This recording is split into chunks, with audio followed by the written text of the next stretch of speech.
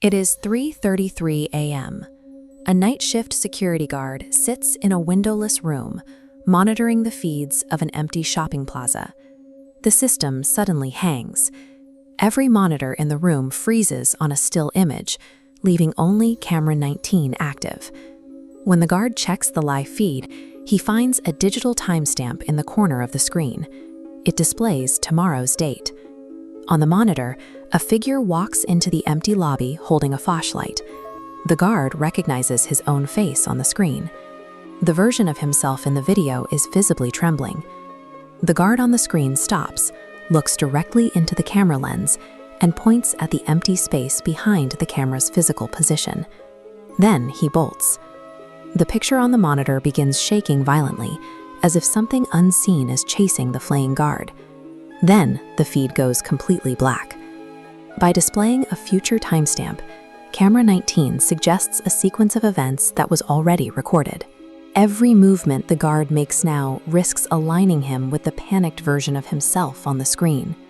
The silence in the security room is broken by a radio call. A cleaner on the third floor asks a question. "Sir, who is the man standing in the security room with you?" The guard scans the room with his flashlight. The beam hits the walls and the empty corners.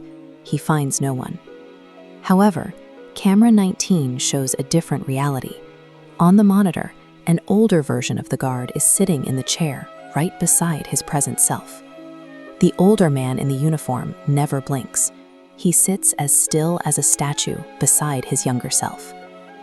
Because the cleaner could see the second man through the monitor, the anomaly has moved beyond a digital glitch.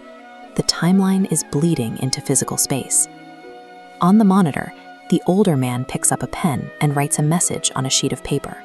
The short note reads, "Don't open door." Immediately after the guard reads the words, 3 heavy knocks sound against the security room door. While camera 19 shows an empty hallway outside the entrance, the knocking grows louder. Then, the emergency exit alarm begins to blare. The guard ignores the urgent written warning and runs toward the back hallway to investigate the alarm. He finds the emergency door standing open. Cold wind blows into the hallway.